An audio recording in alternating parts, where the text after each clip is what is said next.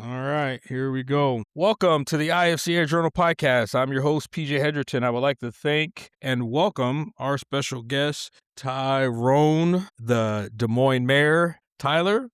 He is an all-state running back from Dowling Catholic. You've got to see this guy wherever you go. But he's currently the head JV coach and wide receiver coach at Dowling Catholic. He's been at Des Moines Hoover East as a head football coach. At Des Moines Blaze, he was the president, head coach there, which is a nonprofit, a minor league organization. But we're going to talk to him tonight or today on the podcast about his job and title as a performance coach at D1 Apex, which he trains my son, and my other son also goes there as well. And it's something that I kind of want to use as a platform for our coaches to kind of bounce ideas, questions. How can training help our coaches in the future with their players? So my guest, Tyrone, how are you? I'm good. Hey, thanks for having me, PJ. I appreciate you. Yeah. And the thing I forgot to mention too on your bio, because it's so long. I mean, like, you've done all kind of things in the with football in our community. Is you've done the college game day showcase for like 11 years. It's been going on for 14. Tell me a little bit about that before we even start the pod. Sure. College Gridiron Showcase is one of the first combine type of deals. When you look at the Reese's Senior Bowl, when you look at the Shrine Bowl, our All-Star Yeah. game is the first one. First week in January where we get all the college guys out, coming out, working out for all the pro scouts and in hopes to get drafted to the NFL or other leagues, whether it's Arena, Canada, or things like that. Right. Okay. Okay. That's cool. That's cool. And you said you get a lot of like a Des Moines area, some Iowa kids that come out and everything. Yeah, we'll usually get a couple. There's been a couple Drake kids. The Grandview quarterback was out there this year, so usually we'll get one or two guys. I usually try to make sure I run into and let them know I'm from the Des Moines area as well. Okay. All right. So I read your bio, and again, another one I forgot too is the Iowa Barnstormers. You did that for a while, for a year, I think it was a year. And then so you've done a lot of different things in Des Moines. You're very I don't know if I want to say influential, but you're very involved in the community in Des Moines and school systems. Like I said, you're a great leader. And the compliment that I'm going to give you that I before we even get to the meat and potatoes of the podcast is I stalk you on Facebook and on Twitter. You're always with your mom or your dad. You're fishing or you're taking mom out to eat or doing her hair or something. So just you as a man, you're more than just football. You're all around good person and a good dude. And again, thank you so much for what you give to our sport and communities. Thank you. I appreciate that. Thank you. Yeah.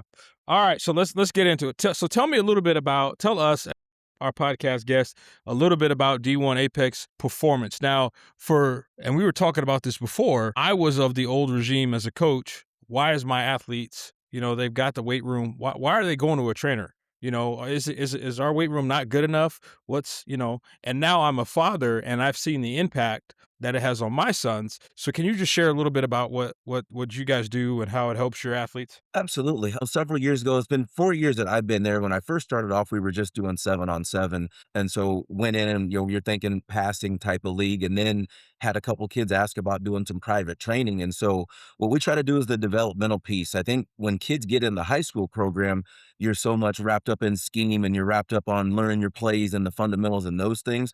What we try to do is, I call it putting tools in their tool belt where, starting off as a receiver, stance and start, getting rid of the false step, your basic fundamentals, your catching fundamentals, receivers teaching, the importance of releases versus the route that you're running, stacking defensive backs, and just the things that a lot of the coaches may or may not know or don't have the time to focus on. What we try to do is get those things, get the little blemishes that a kid may have out of the system, and so they look polished.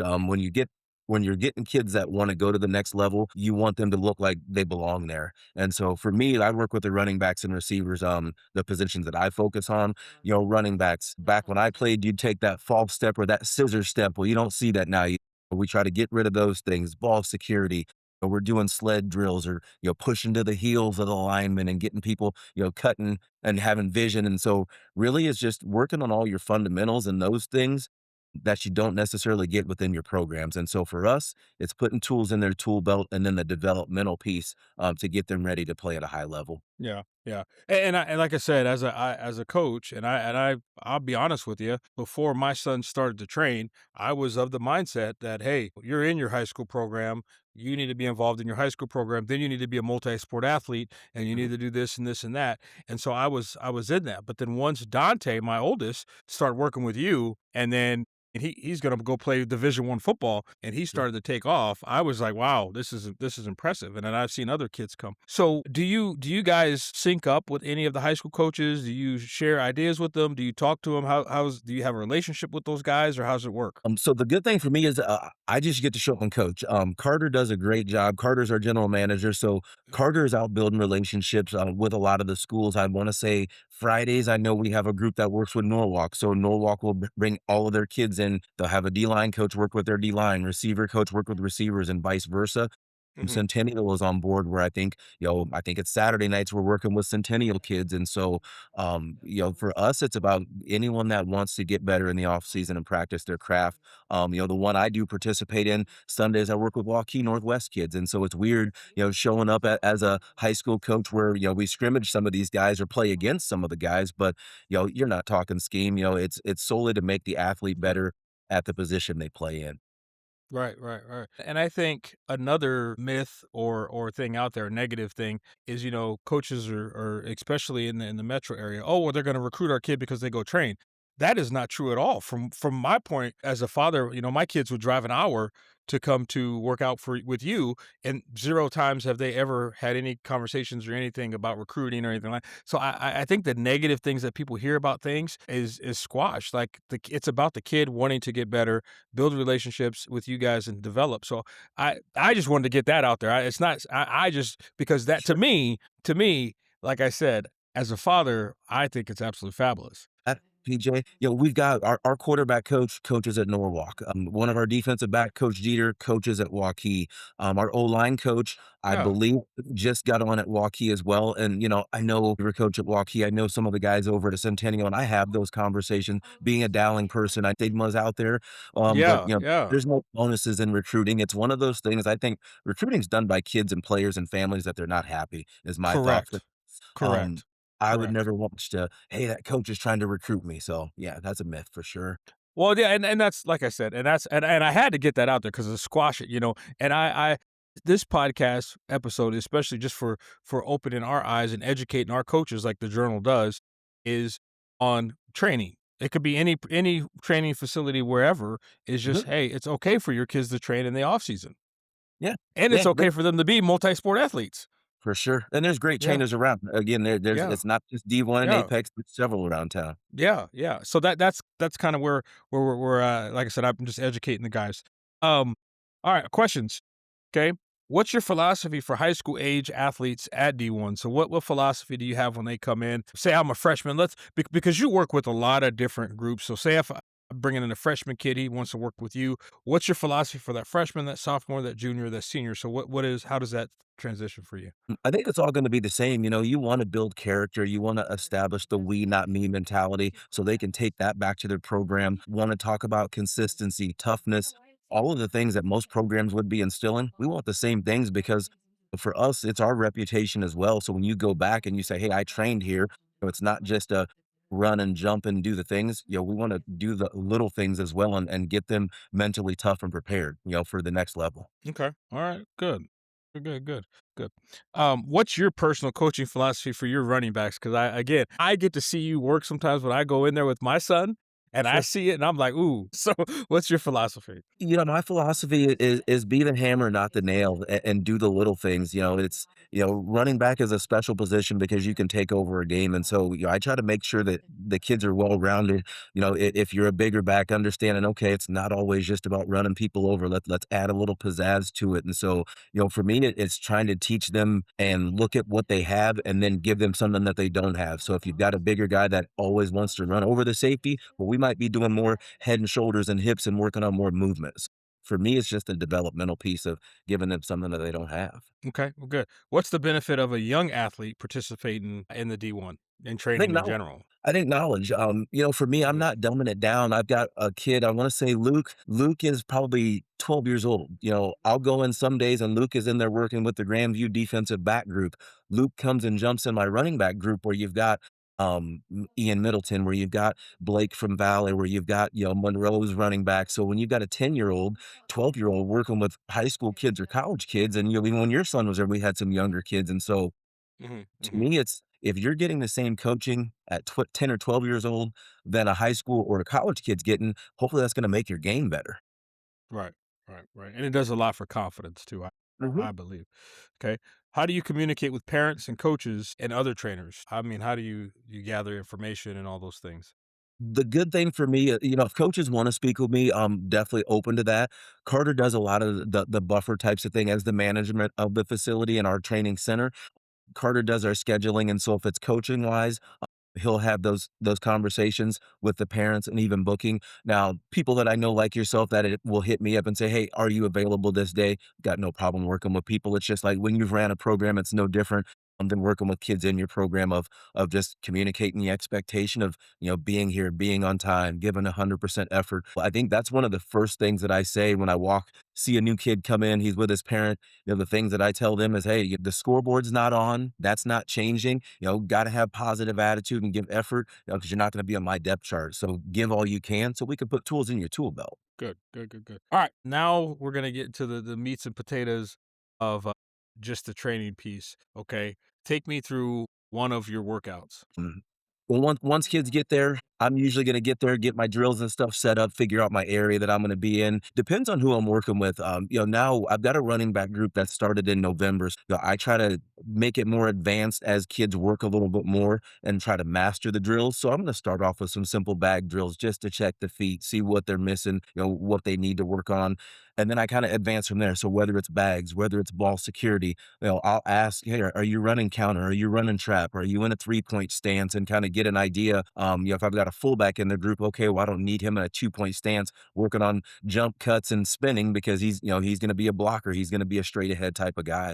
And Right, so for me, a lot of it is no different than what you would get from an individual in a high school or in a college program, but you're going to get more of it because it's 45 minutes. So when you think of 10 to 15 minutes to stretch, but then you're going to get, college level bag drills. You're going to get college level, footwork drills where we're going to hone in on false steps. I'm going to talk about pushing to the heels of the lineman and explain why, as a running back, when I get the ball 5 to 7 yards deep, I don't want to make that cut within 3 to 4 steps way behind the line. I want to push to the heels and then make that move or whatever. And so I try to break down the position and then explain why we're doing things and how it can help them on the field. right. And some of these drills other high school coaches are using, and some of them they can pick up or get offline or however things. I mean, I've seen some of the stuff that you've done. One of my favorite drills that you do is with the half a med ball with the thing in the water. It just Yeah. has them. I don't even know what it's called. I don't. If you're a running back coach and you're listening to this, you have got to hit up Tyrone Tyler and get this drill, like, and then you do the side to side shuffle with it and the ball and the movement. It's pretty impressive. Can you kind of explain that drill? Yeah, there's a couple that we do. So just to work on balance, I mean, I think it's easy to run straight ahead and easy to jump and juke, and I'll have to look up the name of the water thing, but it's a cylinder. You're filling it with water. It's got about 7 or 8 pounds in it, but it throws off your balance a little bit. And so, there's times where I'll have them as they're running and they're juking, but they're holding it, and then it's throwing off their balance, so it's helping them compensate a little bit. We'll do the drill where you're shuffling, similar to what a jump cut would be. So as you're moving, the water's going to one side of the cylinder, so it's pushing you one way, but then you're trying to jump cut the other way. And so really a lot of that just it works on their balance. I do one with the ladders where they're going in and out on one foot. That's the tougher one where you think about your ladder where you're going straight through. We'll turn it to the side where you're going lead foot in the box, out of the box, and then over to the next one while you're holding about 7 pounds of water that's moving. And so if your upper body moves, then that's going to throw you off a little bit. And so again, I use it for the balance purpose. And so once guys get rid of that, they should have phenomenal balance. Good. All right. As you were talking, and again, as we're transitioning these questions, I had Coach Minks on from Dowling, the running back coach, and we're all kind of close. But I had him on him. I'm going to ask you the same question, and then I'm going to ask you to explain how you do it. Okay, do you think you can teach vision to a running back? And then how do you teach your vision to a running? I think so. It's easier said than done. I think some people are born with it. I go back, Coach Morrow, my coach, when I played, I can remember an interview. He had said there's certain things you can't teach, and some people have it. What I try to do, we do drills based to try to get you to react and to get you to see the field. And so, what I'm going to normally do, I'm going to set up your agile bags, give you 4 or 5 lanes. Normally, that's going to be on the days where I've got extra people, where I'm going to put some linebackers out there for movement purposes. And so you're going to get the ball 5 to 7 yards deep, pushing the point of attack, whether you're going to get a couple to the left, a couple to the right, but then those linebackers are going to move. And so if they're going to a specific gap, then you've got to make a move off of that. And so I try to do that just to teach vision, to get their eyes up and paying attention to where people are going. Good, good, good, good. See, but like I said, I didn't. That wasn't a "I got you" question. That was more of a "Hey, I hope you get me" question. All right, next one. We're having a little fun here on the podcast. That's great. All right. So again, what other element are you training these high school athletes? What are, besides just the running and jumping and the speed? What other aspects are you developing? Sure. I mean, we're developing them mentally, we're developing them physically. We're talking about recruiting. To me, we're there to help them along with the process and share, to me, any information. So, if kids ask about recruiting, I'm going to share that. If they ask, about different schools or different coaches or different things. And so for me, it's about giving them all the knowledge that we can and then training them to be an athlete. They're there because they want to play football or their parents want them to get to the next level. And so even sharing those experiences of what to look for, what not to look for, we've talked a little bit about that from a recruiting standpoint. So it's really just being a book of knowledge and then helping kids with their journey, because I think the game is pretty special. And when you look at where you start and where you can finish. And so literally just being a mentor for them and helping them out any way possible. Right, right. I mean, okay, so again, for me as a coach, how are you helping assist those other kids with recruiting? Because Sure. that comes up because most of the kids that are training are looking to go on and play football somewhere else. Most of the kids that you are trained want to go on and play college football. Most of them at a high level, the juniors, seniors, they're Mhm. looking at going on. How do you help them with recruiting? Depends on what they're looking for. I mean, sometimes you may just get a question here or there. Last year, so we talked about the college gridiron showcase being 14 years in. Last year, Jose allowed me to do a high school gridiron showcase, and I think you'd attest to this. You run into guys that say they ran a 4.5 or they did this or they did that, and you're thinking, okay, who timed it? And so for me, from a recruiting standpoint, what I personally did was we did a high school gridiron showcase where anyone that showed up brought them in, did their testing, did their L drill, ran them through, all the drills of a combine, but then we measured those and we timed them. We put them on the website list from being a head coach. Coaches, they want the prospect list. And so what we've started doing at D1 is just putting a prospect list together. So when you're thinking, if you're getting a prospect list from schools from the metro, schools from West Des Moines and all of them, and then you're starting to see some of these same names on the list, I think it's going to help some of these kids out where, they can kind of cross reference and cross check or providing the prospect list and then just being a resource for them. Okay. Okay. Do you do as a trainer at D1, do you guys do any film study? How does that work with that with kids too? This year we started doing chalk talk, which was an interesting scenario. It was for receivers, and I had 3 different kids from 3 different schools, and so when we talked about doing it, it was interesting as I was getting film cut ups. I basically went to YouTube and the schools where the kids were at, went and grabbed some film, and obviously we have access to Huddle. Not knowing their coaching points was a little bit different, so what I tried to do is make it basic and then talk about terminology. What's tighten down mean? What's widen out mean? What's the box? What if we're looking at hashes? Because I think it's a knowledge thing where we assume athletes know a lot of the terminology, and so what we try to do is give you, your basic terminology that should be standard across the board. Talking through coverages. Cover two is cover two, no matter where you go. Cover three is cover three. And so starting to teach kids at a younger age, don't just go get lined up at receiver. Let's find the safeties. Let's find the deficiencies in the defense so we have that understanding. And so, yeah, it was new for me teaching because it's one thing when you're teaching your group of kids and you're teaching your plays. It was different going in a group of 3 or 4 kids from different places wanting to keep it as a broad overview. Right. And again, I'm speaking as a high school coach and our podcast listeners. A lot of times we sit back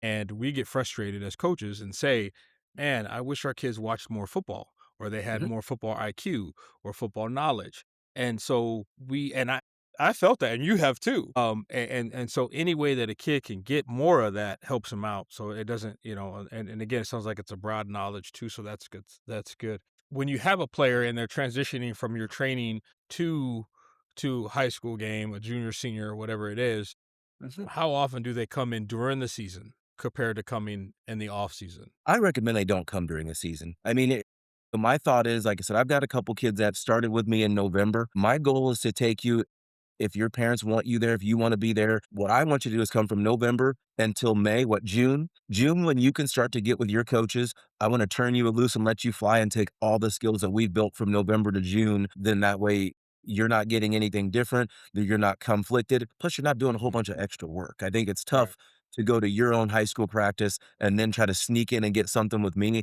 I think the goal is to, work with you for however long that looks like for you, some longer than others, but once your season starts in June, I'd like to think I know me as a coach, once I get you in June, I don't want anybody else's hands on you. I want you locked into what we're doing and not having any outside noise, so to speak. Okay. Now, what if I'm from a smaller community outside and my kid needs to be a multi-sport athlete? Okay. Okay. How often and he wants to train in the off season of football, but he's got to play basketball, or he's got to wrestle, or he's got to run track. How do you balance that, or how should I as a parent even guide my student through that?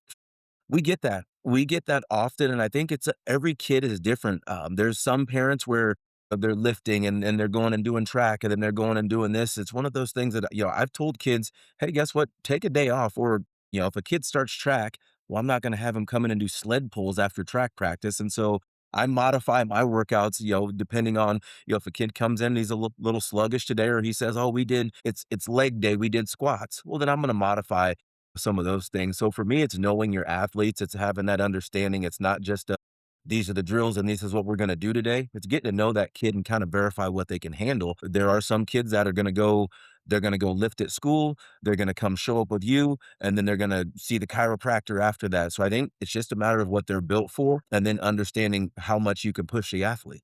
Okay. All right. Yeah, because that's a to me, if I'm around whether the metro or wherever I'm around a bigger city that does training programs, and Mhm. I'm in a small community, I think that's one of the first questions I ask. Okay, how is this going to benefit or hurt my athlete who's got to be a multiple sport athlete? Because in our communities, in the small towns, you need everybody. Sure. So Absolutely. that's kind of what I kind of wanted to share with our coaches. Okay. All right. So I got one more good question and then I got my goofy question. Okay. Now you've been around football in many roles. Okay. And I mean, you've done it all. All right. What impact has the profession had on you? I think it shaped me to who I am, from a player to a coach and, being an admin. I think it's the impact, it's been humbling, it's been challenging. It's taught me a lot. And so I think, it's the life lessons. So even how we talk about wanting to give our student athletes the life lessons and build character, I think that's what football's helped me do. It's helped me develop as a young man, and I say young at 49, right? But it's one of those you never stop learning. And so No. Yep. I try to learn from the athletes, I try to learn from other coaches, and so, for me, football's helped shape who I am. All right. Here's the goofy question, and I got it. Would you rather fish on a boat with dad or would you rather bake cookies with mom? I'm fishing on the boat. I'm fishing on the boat, but dad's still baiting the hook and taking the fish off. I'm telling mama. I'm telling. I'm telling. When I see her next, I'm gonna be like, "Hey, ma'am, I'm telling." How about this? We're gonna bake the cookies in the morning, and then I'm going to get on the boat with dad because that's the plan. We're doing both. That's hey, you know what? Us country folk, man. We love fishing, boy. All right. So again, like I said, I know you've got a wide range of running back knowledge and coaches. Again, this is just I just kind of wanted to touch on just educating us all about sometimes our kids are going to trainers, not only in our program, but they're just going to trainers outside. And so it could benefit just sometimes just communicating and educating yourself on it is a good way to go. Tyrone, how do I contact you if I'm a coach? As a coach, you can contact me directly. My email is just coachtyrone.tyler@gmail. Getting on the schedule, you'll go through D1. D1's website, if you just Google it, I wasn't ready for that question. D1 in Waukee, out in Waukee, Iowa. You can get on there. Carter Scholl to get you set up on my schedule. Yeah, yeah. And coaches, we'll have Carter on. He's gonna come on a little bit later, but like I said, I'm just running through running back position groups and stuff like that. So I just want to get Tyrone on first. All right. Well, hey, I appreciate you, and again, thank you for everything that you've done for communities, schools, and our youth, and again, we appreciate you, brother. And thank you, coaches, for tuning in to another episode of IFCA Journal Podcast. Remember, you can listen to us on YouTube, Spotify, or Apple Podcasts. And like we always said on the pod, keep grinding. Thanks, Tyrone. Appreciate you, PJ. Thank you, sir.